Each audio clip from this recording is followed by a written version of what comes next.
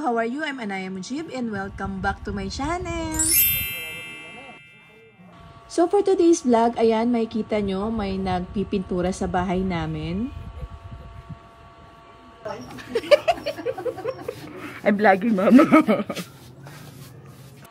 At may pinagmanahan talaga si Sudi. Mahiyain din si mama sa camera. You have bandage? Yes, I have. Why? Cut his finger. Who? Oh my!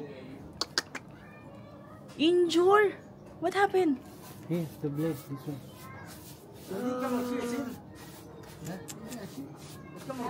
So early got injured. So mga hapon na to, nag-umpisa silang magpintura at kailangan matapos ito ngayong araw. Dahil weekend at walang trabaho ang mga kapatid ni Sudi, so sila ang nag-asikaso magpintura sa kisame namin. Si mama ang supervisor, si Sudi ang nag-a-assist. Tatay niya ang manager at yung kuya niya na andyan nagbibigay ng instruction. O, 'di ba? Lahat may rules. At ang aga ma-injure ng isang ito. Nag-uumpisa pa lang magpintura, na-injured na kaagad. So, papalitan na muna siya ni Kako magpintura. You cut yourself. Too much. At ako bilang nurse, nag-asikaso kay Salim dahil nasugatan.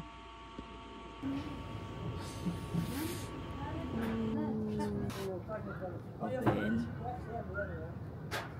Yeah.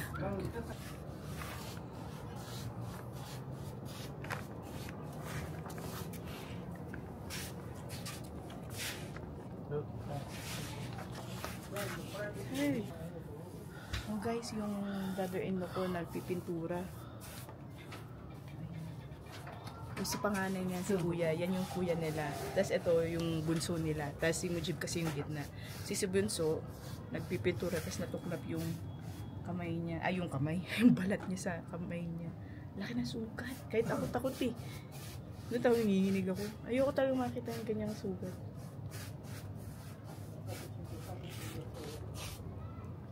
So ayan na, si kuya na lang nagpipintura. Si Mujib kasi mabigat dito sa hagdanan, kaya hindi kaya. Kaya hindi na kaya magpintura dahil hindi kaya ng hagdan. Kami na kasi walang pintura sa kisame sa 3 floor. So ayan, pininturahan na lang din. Tama-tama, may tira naman sila dun sa taas, so binigay na lang sa akin. Magkano kaya bayad? Kano kaya overtime yan? Hako, you're wearing black. Yeah. You're wearing black for the paint. Mamamansyahan yung damit mo. Dito kasi, 3 naman silang lalaki magkakapatid. Nagtutulungan na lang sila, hindi na sila kumukha ng mga contractor o construction na mag-aayos. Unless pag hindi nila kaya. Katulad nitong pagpapagawa ng tawag dito, balcony. Hindi nila kaya mag-welding. So ito, yung balcony nila, lahat ng balcony dito, 2nd floor, 3rd floor, pina-welding na lang sa isang tao. Pero ang pintura, kanya-kanya na lang, sila-sila na lang. Tapos yung mga bagay na hindi kaya nung isa, yung kabilang brother, kung kaya, pinapagawa na lang. So dito, pwede rin ng si brother-in-law ang aako, kunwari, namatay yung kuya. Tapos yung asawa niya, nagiging balo na, diba? So, aangkinin na ni brother-in-law yung asawa. Pwede yun dito. Pero, depende lang sa babae kung tatanggapin o hindi. Pero ang pangit naman, brother-in-law mo dati, tapos asawa mo na ngayon. So dito, bayanihan talaga dito, mga magkakapatid. Sila-sila lang nagtutulungan. Pero guys, dito wala silang merienda. Kung magme-merienda man sila, tsaa-tsaa lang. So mamaya gagawa ko ng tsaa para sa kanila. Tapos yung fiti, si mama ang gagawa kasi hindi ako marunong gumawa ng fiti. Makakatipid kayo pag ganun. Hindi kayo magpapamerienda sa iba. Kundi kapwa nyo na lang kapamilya, diba?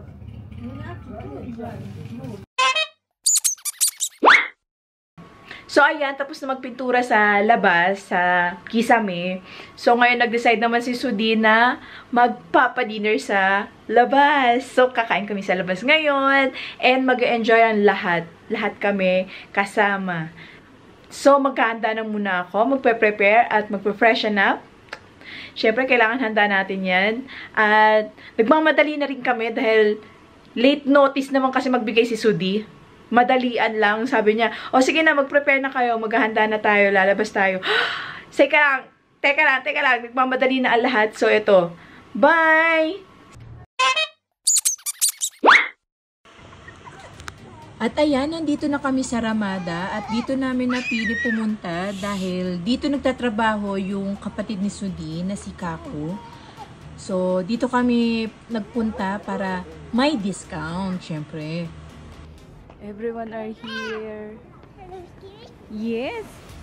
At excited lahat ng bata. Dahil minsan lang makalabas ang mga batang ito eh. Ang kukulit nila, sobra.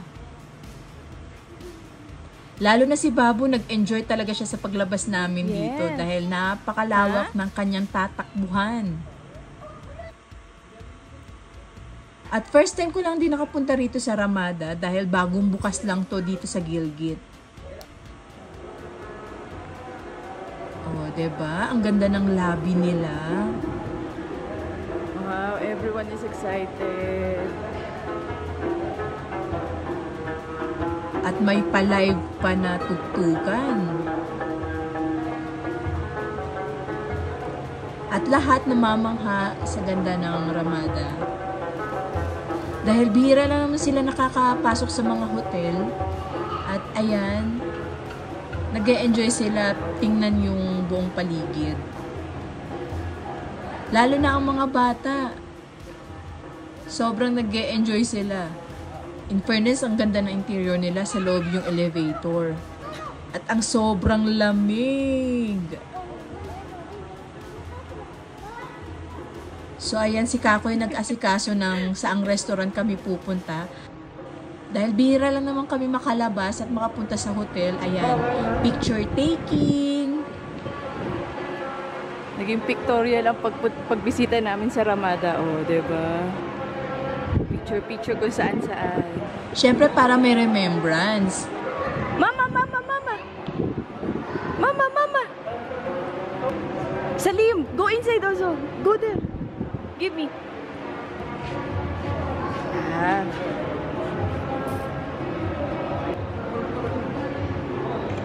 Yes, 1, 2, 3.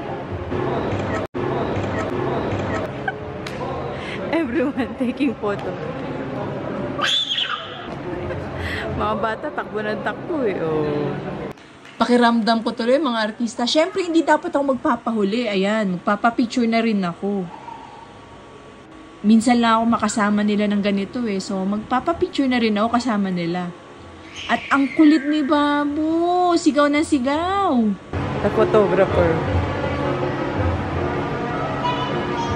Ito si Kadi, mahihain to sa camera. Kaya kinukunan ko lagi ito. Ito yung pinsan ni Sudi. Pag nakakita niya na nagka-camera ako, nagtatago ka agad ng mukha.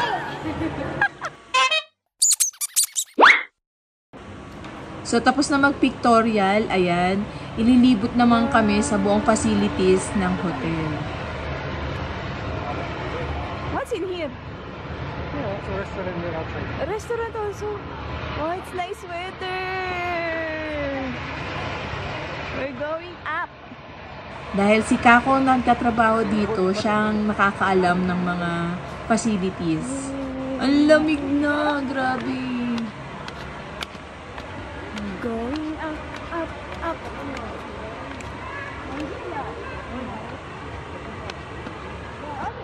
Ah, this is the pool area. Wow. Ang ganda ng pool nila at ang lawak. In fairness, heated pool yan.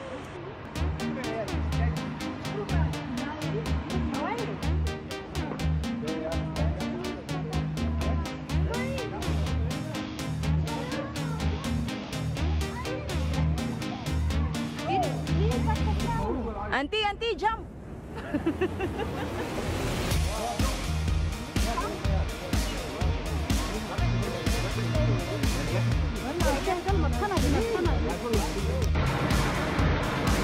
Wow!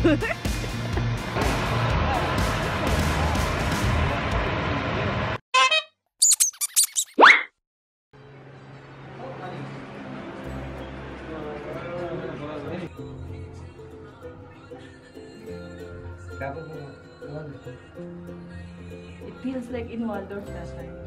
No? So ngayon, dinner time, sarado yung rooftop na restaurant nila. Open lang yun kapag breakfast. So ililibot tayo ni Kang. In fairness, maganda yung restaurant dito sa taas. At saka ang ganda dahil overview. Buong city ng Gilgit nakikita. Ayan, pinapakita ni Kako ang kanyang workplace. Dahil isa siyang chef dito sa Ramada. Ito yung restaurant nila sa taas. Open lang for breakfast. Dahil may buffet. Ganda siguro dito sa araw.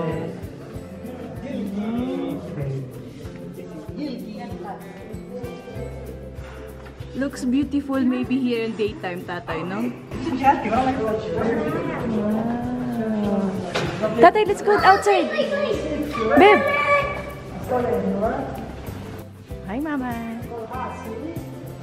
Wow! At ang ganda sa labas. Tingnan nyo.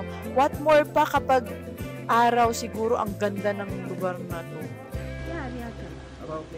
Sarap pumunta dito, lalo na ngayon malamig na yung weather. Ang sarap siguro magkape dito, magtsaa. Diba? Tapos ayan, nag-e-enjoy din sila mama, sila babo at si auntie. Dahil bira lang naman sila nakakakita ng mga getong lugar. Kung hindi mo sila ililibot, di sila lalabas ng mga getong. Hindi sila pupunta sa mga getong lugar. At syempre, hindi mawawalan ang pictorial. Kahit saan may pictorial. At ayan, bumaba naman kami para tingnan naman ang kanilang gym. Limited lang naman yung mga gym equipment nila. Pero okay na rin kung nag-gym ka talaga. Ma-appreciate mo. At syempre, dito kami sa entertainment, ang kanilang billiards. Nakakatuwa nga yung mga matatanda, first time nilang mag-billiard. Wow! Nakalimutan ko, hindi pala naka-on yung camera ko habang kinukunan sila. Kainis! So, ayan, ang nakunan ko lang si Sudi na nagbi-billiard. Pinapakita niya sa mga matatanda kung paano mag-billiard. So, ayan, si Salim, nag-try din siya. So, ako naman nag-try.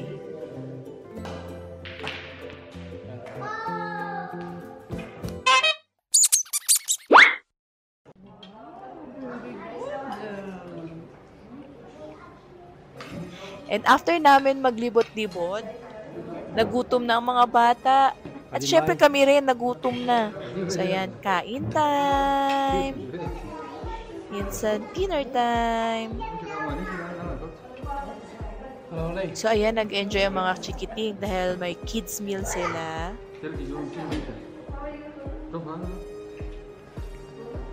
At ayan, si Sudi, ang aming main sponsor. Thank you for this dinner. Now, it's time to walk around. At after namin kumain, ayan, magpapatagtag muna kami sa labas. So, labas muna kami sa pinaka-garden nila. Dahil ang ganda na ng weather. Ang sarap na maglibot-libot pag ganito. In fairness, ang ganda ng lugar nila. Ma-appreciate mo rin naman talaga. At ayan, si Babo at si Tatay Sudi. At ang family, picture-picture. Hindi talaga mawala ang picture sa buong pamilya, no? Kahit saan, nagpipicture-picture kami. And Ang saya lang na magkakaroon kami ng ganitong bonding as a family.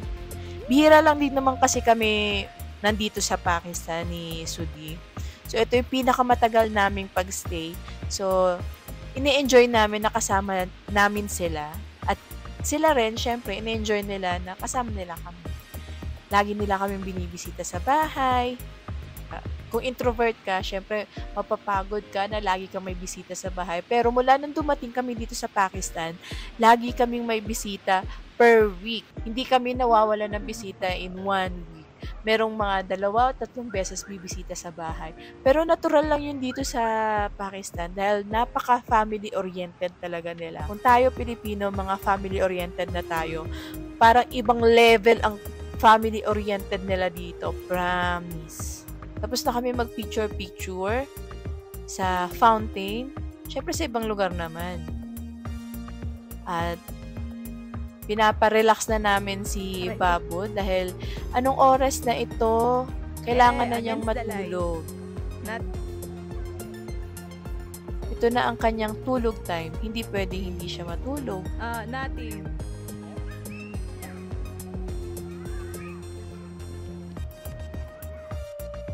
At dito na po natapos ang video ko. And always remember, stay beautiful in here.